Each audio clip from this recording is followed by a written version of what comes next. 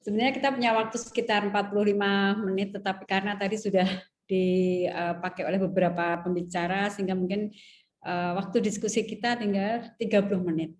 Pertanyaan yang telah masuk dalam chat banyak sekali, saya tidak mungkin membacakan satu persatu. Ini tadi saya mencoba untuk merangkum beberapa pertanyaan. Yang pertama, saya sampaikan untuk Dokter Ida terlebih dahulu. Ini ada beberapa pertanyaan terkait tentang vaksinasi untuk para guru atau para tenaga kependidikan dan sebagainya. Sebenarnya bagaimana syarat kalau kita mau membuka sekolah, apakah vaksinasi itu wajib bagi semua guru, dan ada yang mempertanyakan apakah juga kepala sekolahnya, kemudian penjaga sekolah dan sebagainya juga wajib vaksin. Monggo Dokter Ida. Ya, terima kasih pertanyaannya Bapak Ibu sekalian, Bu Rina. Jadi vaksinasi kita tahu bahwa urutan pemberian vaksinasi itu berdasarkan prioritas. Prioritasnya berdasarkan pada risiko transmisi. Makanya dimanapun saya rasa di banyak negara yang pertama adalah tenaga kesehatan karena mereka adalah orang-orang yang paling banyak berinteraksi dengan pasien-pasien. Yang berikutnya adalah lansia, karena dari sisi risiko terpapar dan kematian paling tinggi terjadi pada lansia. Kemudian berikutnya baru kita buat prioritas tenaga pendidik, pelaku pekerja publik dan seterusnya. Itu memang setiap negara berbeda-beda. Nah, kita tahu bahwa tenaga pendidik, ya dosen, guru sudah mulai mendapatkan vaksinasi ini. Tapi saya yakin pasti belum semuanya, Bu Rina, karena proses pengadaan vaksin sendiri kan juga kita tahu ini benar-benar pandemi ini luar biasa banget, belum pernah terjadi di dunia sebelum ini. Kebutuhan demand akan vaksin begitu besarnya ya, sehingga berapapun produsen vaksin tidak akan mampu memenuhi itu dalam waktu yang singkat, sehingga saya rasa mestinya tidak dijadikan salah satu syarat karena nanti akan masih banyak sekali sekolah-sekolah yang belum semua tenaga gurunya divaksin, tetapi ketika memang guru-guru yang sudah divaksin itu sudah bisa teridentifikasi dengan baik, mereka akan menjadi pertimbangan untuk tadi hadir dalam program tatap muka. Yang kedua tadi bagian dari mitigasi adalah mitigasi status kesehatan guru maupun siswa. Jadi tadi juga Mbak Elga maupun Mbak Rini juga sudah menyinggung mereka yang memiliki kondisi khusus ya, baik itu terkait kesehatan maupun sosial mentalnya, itu perlu diidentifikasi apakah sudah siap untuk pembelajaran tatap muka dan seterusnya. Jadi kalau vaksin memang situasinya seperti itu, Bu Rina, mestinya tidak dijadikan salah satu syarat karena memang berapa persen tuh sekarang ini kita dari target yang 160 juta kita masih sangat kecil. Oke, saya kira jelas sekali jawabannya ya. Idealnya iya, tetapi tidak memungkinkan saat ini. Menambahkan saja kalau situasi di rumah sakit, itu dokter-dokter yang mempunyai komorbid itu juga dianjurkan untuk tidak memberikan pelayanan langsung kepada pasien. Jadi sebenarnya sama kita di sektor medis ini sudah tetap bekerja. Vaksin dulu juga belum diberikan gitu ya, tetapi dengan menerapkan protokol kesehatan ya alhamdulillah banyak juga yang terkena tetapi lebih banyak yang tidak. Oke, selanjutnya pertanyaan untuk Bu Elga, ini terkait dengan sekolah secara daring, banyak dampak negatifnya, anak yang bosan, anak yang tidur, anak menjadi tidak jujur, anak jadi lebih sering malah main handphone dan lihat YouTube dan sebagainya. Nah, ini kira-kira bagaimana mengatasinya dari aspek psikologi anak seperti itu. Ini banyak pertanyaan seperti itu, saya rangkum saja ya. Monggo Bu Elga.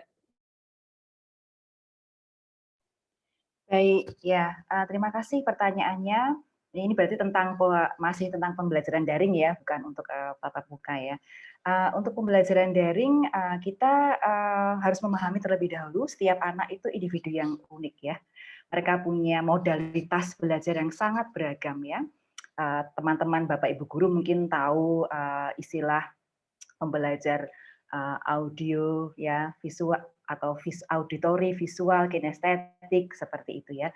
Sehingga memang sebenarnya untuk memenuhi kebutuhan-kebutuhan anak dengan beragam gaya pembelajaran itu, kita juga harus mengupayakan keragaman seperti itu. Nah, kalau itu hanya satu cara, misalnya guru ceramah di Zoom begitu ya, atau mengerjakan tugas di kertas itu ya, yang disampaikan lewat Google Classroom misalnya seperti itu, maka jika itu terus-menerus seperti itu ya wajar jika ada banyak anak yang kemudian tidak merespon begitu ya, tidak merespon karena memang tidak menggugah ya, tidak menggugah minat dan motivasi mereka untuk terlibat begitu. Nah, lalu bagaimana caranya? Upayakan keragaman ya.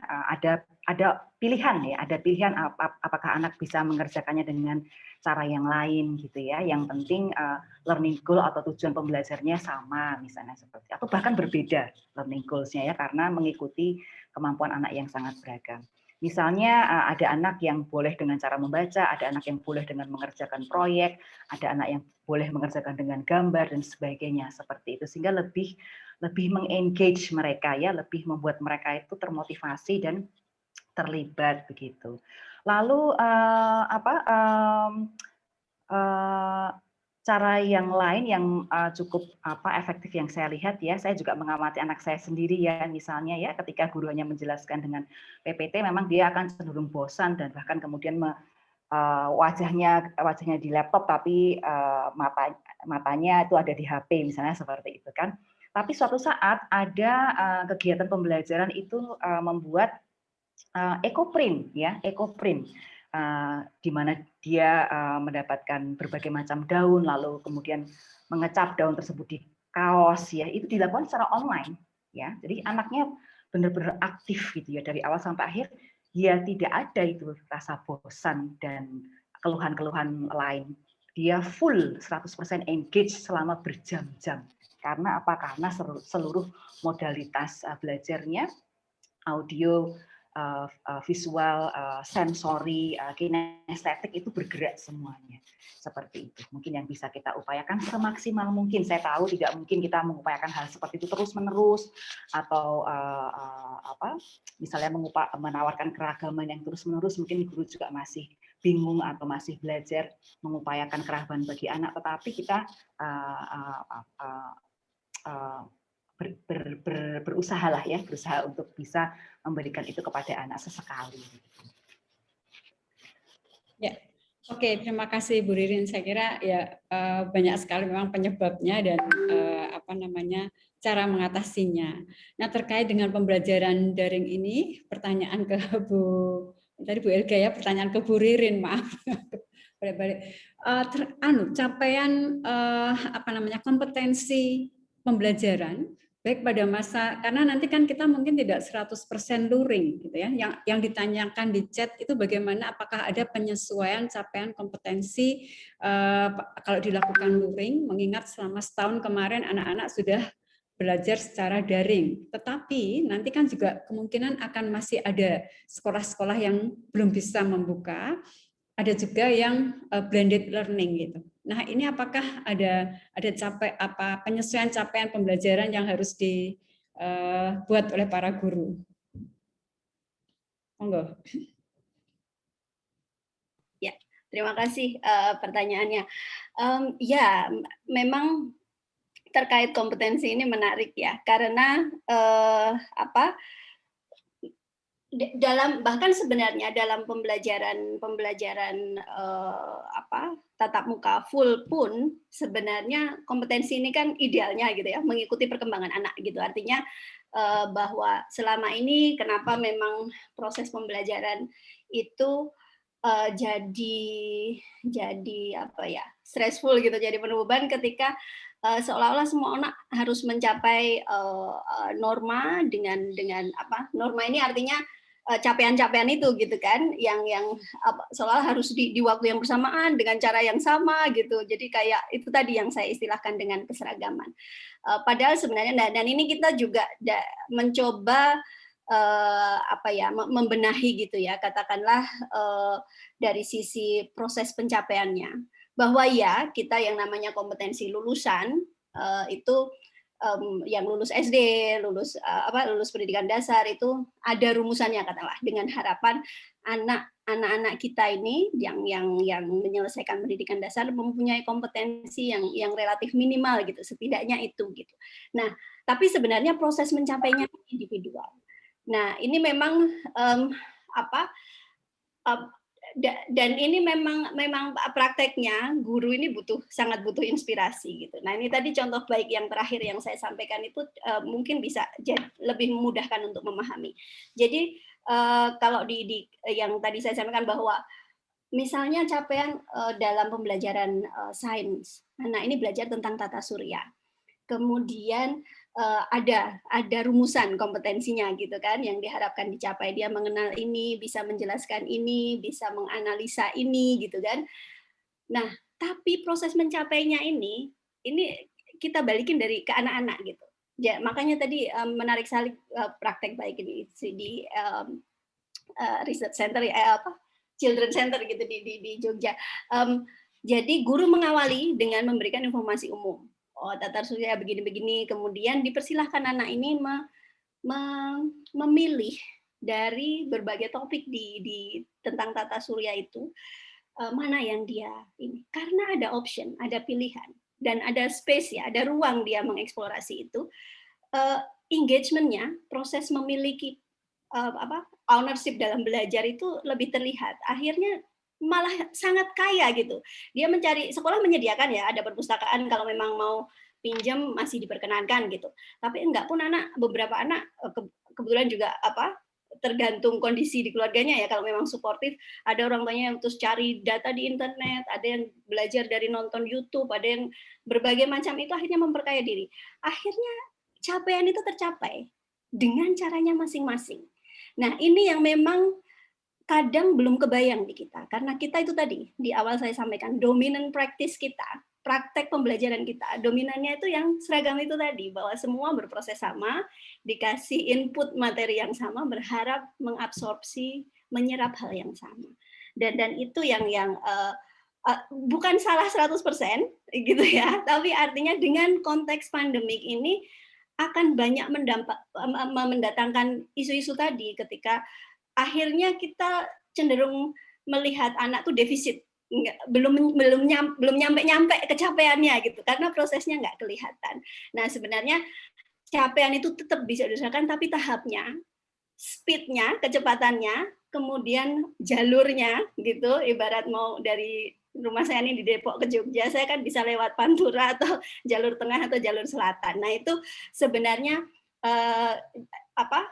sekolah bisa merumuskan alur-alur itu sendiri yang akhirnya bahwa yang ditetapkan pemerintah itu sebenarnya titik-titik poin berhenti saja. Jadi misalnya transitnya di Semarang atau di Jogja, tapi nanti berujung ke Surabaya.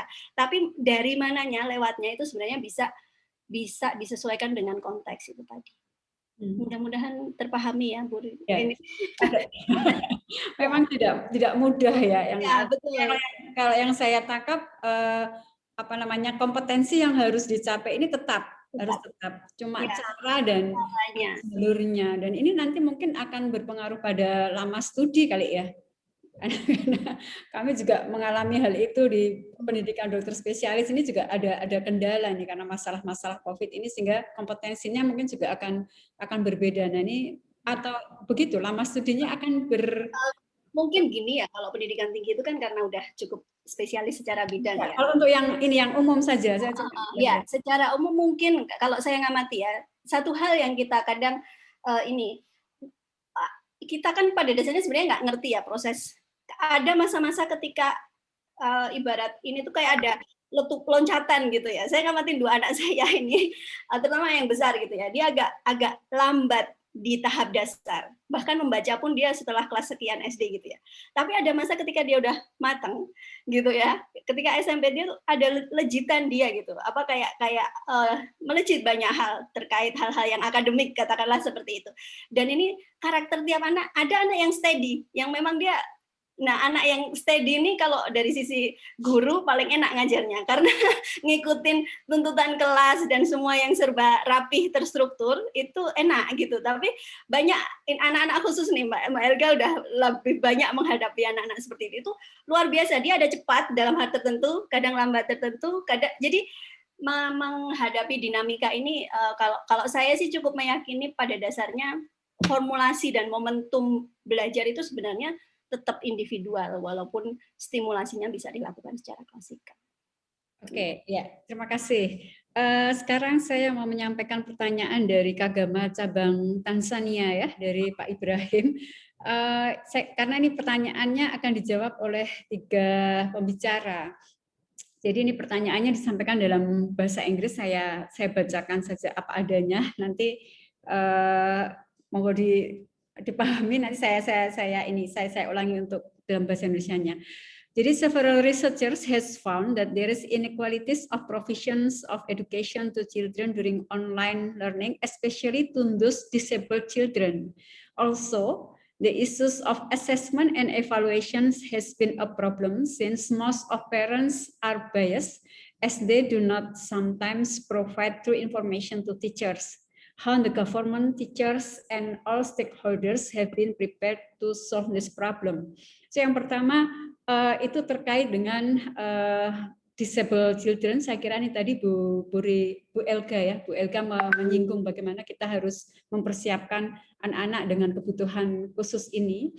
Kemudian yang kedua itu adalah bahwa kadang-kadang orang tua itu tidak menyampaikan informasi yang betul, misalnya terkait komorbid anaknya.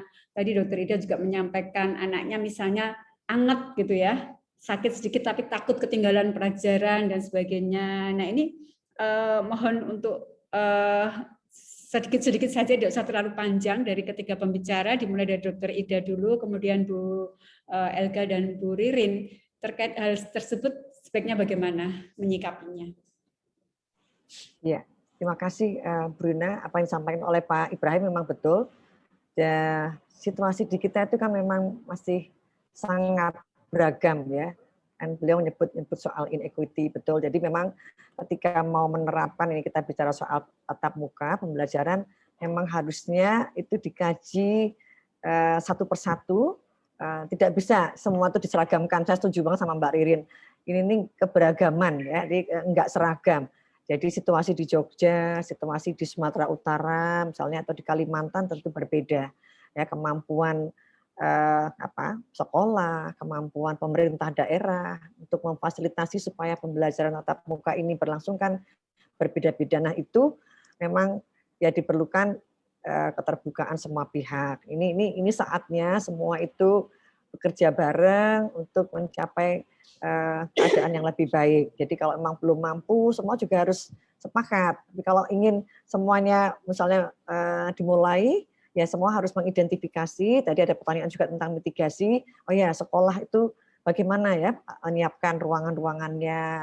Kemudian tadi mengidentifikasi siapa yang bisa, siapa yang tidak bisa, gurunya, siswanya. Demikian juga orang tua. Orang tua, apa yang dilakukan orang tua di masa-masa transisi dan beradaptasi dengan sistem baru ini. Nah, ini semua yang harus dikomunikasikan dengan baik supaya pasti satu dengan tempat lain akan berbeda, Bu Rina, karena tadi ya ketersediaan sumber daya dan mungkin culture juga berbeda. Nah, ini betul-betul prosesnya semua belajar saya rasa. Jadi tidak ada satu resep yang ini bisa diberlakukan untuk semua begitu. Terima kasih. Oke, silakan Bu Elga mungkin terkait dengan yang disabled child tadi ya. Ya, terima kasih sudah mengamati permasalahan tentang anak-anak dengan disabilitas ya, karena ini biasanya paling jarang tersentuh gitu ya, masih marginal sekali isunya begitu. Nah, pada prinsipnya kita perlu menyediakan apa yang disebut sebagai personalized learning ya, atau pembelajaran yang itu menyesuaikan kebutuhan individu. Dan sebenarnya personalized learning ini tidak hanya untuk anak-anak berkebutuhan khusus, tetapi ini adalah prinsip pendidikan pada umumnya begitu ya, terutama ketika kita bicara pendidikan anak usia dini, SD, SMP, SMA itu sangat didorong personalized learning ini. Nah, terkhusus anak-anak dengan disabilitas, kita perlu perlu mencari tahu kondisi tiap individu ya. Misalnya nih ya, misalnya anak dengan gangguan pemusatan perhatian. Ini ada riset yang menunjukkan bahwa selama pembelajaran daring, orang tua melaporkan peningkatan gangguan pemusatan perhatian anaknya, begitu ya. Mungkin karena screen time terlalu panjang sehingga mendorong atau melemahkan kemampuan konsentrasi anak gitu ya, karena sering sekali mencari materi-materi dalam bentuk audiovisual misalnya seperti itu ya. Berarti apa? Berarti mungkin pada anak ini perlu pengurangan screen time, berarti perlu mengalihkannya ke dalam bentuk-bentuk kegiatan yang lebih hands on misalnya ya, yang dibagi-bagi dalam penugasan yang lebih pendek misalnya seperti itu. Lalu misalnya anak dengan autisme ya. Anak dengan autisme akan sangat kesulitan mengikuti cara guru mengajar di layar begitu ya, seperti itu.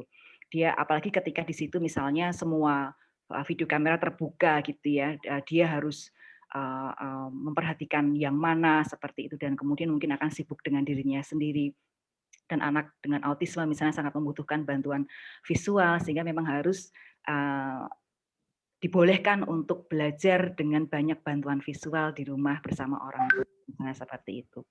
Anak-anak dengan disabilitas intelektual misalnya ya, perlu banyak penyederhanaan, perlu banyak hands-on learning, perlu banyak belajar soal perilaku adaptif ya, apalagi nanti menjelang tatap muka ya, seperti itu. Jadi semua sangat tergantung dari kebutuhan individu anak. Memang mau tidak mau pendidik ya, orang tua, guru pendamping khusus ini kerjasama ya, kerjasama untuk memenuhi kebutuhan tiap-tiap anak ini seperti itu. Nah, saya juga ingin titip sedikit pesan gitu ya. Kadang-kadang kalau kita bicara tentang anak dengan disabilitas, biasanya itu jatuhnya selalu ke GPK gitu ya, guru pendamping khusus ya. Ya kuplek-kuplek GPK terus. Sebenarnya kalau kita mau sungguh-sungguh inklusif, maka ini butuh semua ya, anak dengan disabilitas ini butuh kerjasama orang tua, guru kelas, guru mata pelajaran, guru pendamping khusus. Syukur-syukur kalau ada support system seperti konselor ya, guru BK, atau malah mungkin psikolog sekolah, atau mungkin di daerah Bapak Ibu semua ada unit layanan disabilitas atau ULD ya, atau layanan untuk anak autis khusus misalnya, itu sangat sangat diperlukan untuk bisa mendesain personalized learning ini bagi tiap-tiap individu. Begitu mungkin yang bisa saya berikan gambarannya, Bu Rina. Terima kasih. Bu Ririn, monggo. Ya, saya nambah aja terkait tadi terkait professional learning, kemudian assessment-nya itu memang ada ketidak inequality gitu ya.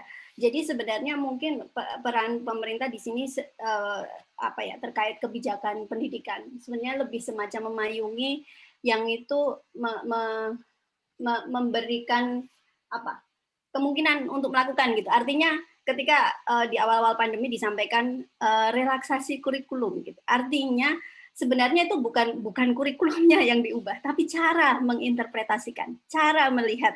Karena kita tuh kan sebenarnya punya yang namanya standar nasional, isinya macam-macam. Yang selama ini dipahami sebagai kurikulum, yang kayak jadi jargon itu adalah standar isi, yang dianggap sebagai materi yang harus semuanya dikasih ke anak gitu. Padahal itu sifatnya sebenarnya framework, sifatnya adalah rujukan. Sementara gimana atau apa yang disampaikan sebenarnya itu konteks masing-masing sekolah untuk menyesuaikannya. Nah, memang tidak mudah. Makanya perjuangan sejak kurikulum 13 yang masih terus berlangsung itu adalah mengubah cara melihat ini, paradigma atau apalah istilah kerennya itu, mindset atau apa. Tapi sebenarnya intinya adalah cara menerjemahkan. Karena negara kita butuh untuk menjamin masyarakat kita punya capaian yang itu kurang lebih sama gitu kan, karena Indonesia ini nggak ada negara sekompleks Indonesia dalam banyak hal gitu ya. Artinya kita pengen sebagai usaha governing gitu mengaturnya adalah menciptakan standar-standar itu. Tapi itu sebenarnya rujukan. Seringkali akhirnya itu tadi, makanya istilah termasuk ini, bahkan yang paling fresh kita bahas ini, pertemuan tatap muka, bahwa kebijakan keempat menteri itu adalah memperbolehkan tapi tidak mewajibkan. Kalimat ini sangat nanti akan sangat tricky gitu kalau sampai diturunkan ke kebijakan bawah-bawahnya, karena interpretasi tiap daerah kadang beda, sekolah beda. Nah, di situ butuh kelonggaran hati semuanya ya untuk melihat bahwa pada akhirnya yang kita pengenkan nih anak betul punya kompetensi akademi apalah abad 21 semua, tapi jauh lebih penting anak-anak ini juga sehat sejahtera lahir batin gitu. Jadi ya mungkin itu yang saya bahwa kebijakan ini artinya memayungi sebagai istilahnya enabler kalau Pak Dirjen GTK sering menyampaikan, pemberdaya, karena memungkinkan membuat para pelaku pendidikan ini melakukannya gitu. Sementara bagaimana melakukannya, apa yang dilakukan terbaik itu sangat kontekstual. Itu keberagamannya di situ. Oke, terima kasih Bu Ririn. Selanjutnya pertanyaan untuk Dr. Ida ya. Ini mungkin pertanyaan terakhir nanti untuk masing-masing pembicara. Saya rangkumkan, ada pertanyaan bagaimana mencegah klaster sekolah. Ada juga yang protes mall sama bioskop aja udah buka, nggak ribut, ini sekolah mau buka kok pada khawatir. Kemudian penggunaan masker dan face shield untuk anak itu sebaiknya bagaimana. Yang selanjutnya ada pertanyaan juga vaksin pada anak dan remaja sejauh ini bagaimana, karena itu nanti mungkin merupakan salah satu aspek untuk mencegah klaster. Dan yang ketiga, apakah sudah pernah ada survei tentang kesiapan anak dalam menjalankan protokol kesehatan ini. Borongan nih pertanyaannya beda, tapi singkat-singkat saja, monggo. Ya, supaya bisa baik, saya mulai dari yang ingat dulu tentang vaksin pada anak. Jadi betul saat ini belum ada, tetapi para pengembang vaksin, Pfizer, Moderna, Johnson & Johnson, Sinovac, Sinopharm sedang dalam uji klinis tahap 1, tahap 2 untuk mencoba vaksin ini pada adolescent, Bu Rina, utamanya, karena memang tadi ya, kalau data-data yang ada dibandingkan anak, adolescent lebih berisiko untuk terjadi infeksi dan lebih berisiko untuk terjadi transmisi, sehingga studi-studi pada populasi ini sedang berlangsung. Jadi tampaknya memang meskipun masih banyak pro kontra, sebagian memandang apa perlu tahu anak-anak itu kan sebagian besar mereka nggak akan sakit gitu ya, yang sakit kecil banget, kematian juga hanya 0,1 0,2. Tetapi kalau kita ingin mencapai apa yang kita sebut sebagai herd immunity, populasi adolescents, anak dan remaja itu sekitar 25% loh, bahkan mungkin lebih ya, saya datanya agak. Nah, kalau mereka itu nggak disasar, ya herd immunity-nya nggak akan tercapai. Karena kita berharap herd immunity tercapai pada 70% coverage of vaccination. Nah, ini juga artinya itu menjadi concern untuk mulai melihat memperluas jangkauan vaksinasi ke kelompok usia anak dan remaja. Tapi tentu tidak dalam waktu dekat karena uji vaksin juga membutuhkan waktu. Kemudian tentang pemakaian masker, face shield, jadi cukup masker saja Bapak dan Ibu. Tadi saya juga membaca pertanyaan itu.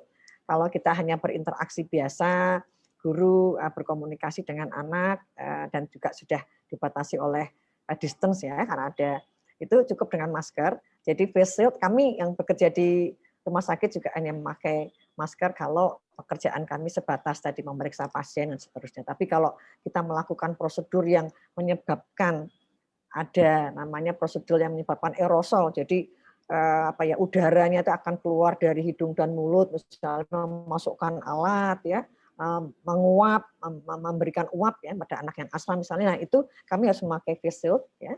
Tapi kalau hanya berinteraksi biasa cukup masker saja.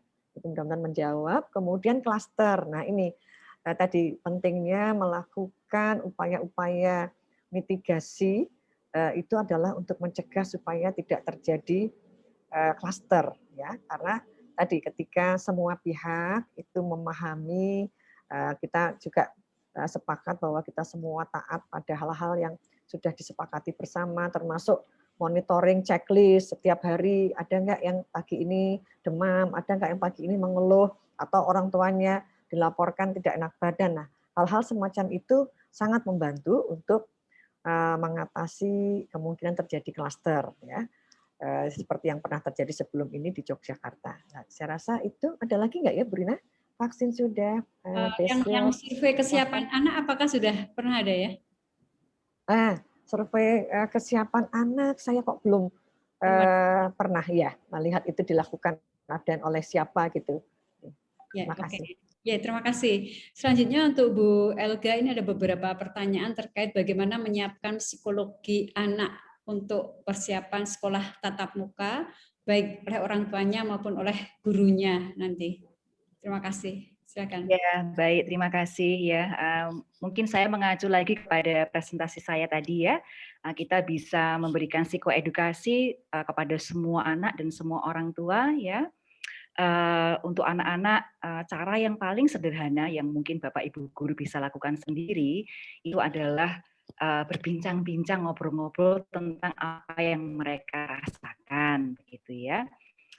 Jadi pembelajaran itu tidak selalu harus tentang materi, atau kalau tentang materi bisa juga diselingi dengan hal-hal seperti itu supaya kita mengetahui ya sebenarnya apa yang dirasakan oleh anak-anak atau kondisi emosi anak-anak itu saat ini sedang bagaimana sih gitu ya. Lalu tanya ke mereka apa pendapat mereka kalau nanti tatap muka ya, apa yang membuat mereka senang, apakah ada yang membuat mereka cemas ya, seperti itu. Ya, kemudian itu bisa kita catat, kemudian mungkin bisa kita kumpulkan dari kelas-kelas yang lain dan kemudian bersama-sama sebagai satu sekolah kira-kira mau mempersiapkan apa untuk merespon kondisi emosi atau harapan atau pemikiran yang disampaikan oleh anak-anak itu tadi ya. Sekiranya misalnya ada hal-hal yang perlu mencari support dari pihak-pihak yang lebih punya keahlian ya, misalnya seperti konselor atau guru BK atau psikolog, mungkin itu bisa diupayakan, direncanakan bersama dengan komite sekolah seperti itu. Dan itu tadi mengidentifikasi kira-kira ada anak-anak yang mungkin punya resiko lebih tinggi untuk mengalami gangguan emosi dan sosial ya dari pengalaman-pengalaman sebelumnya ketika belum pembelajaran daring misalnya ya, dan mengidentifikasi lagi anak-anak yang resikonya paling besar gitu ya, seperti anak-anak yang mengalami trauma, pengalaman-pengalaman trauma, mungkin ada siswa yang mengalami kekerasan di rumah atau kehilangan anggota keluarga. Nah, ini juga perlu persiapan yang lebih spesifik lah ya, untuk mereka bisa lebih siap karena trauma-trauma itu kan mungkin akan bangkit ya ketika masuk sekolah, cemas akan ketularan lagi misalnya seperti itu ya, atau ingat lagi kehilangan orang tuanya seperti itu. Jadi perlu harus ke psikolog dulu atau bagaimana tindakannya yang bisa itu persiapan khususnya. Ya, itu tantangan yang sangat beragam ya.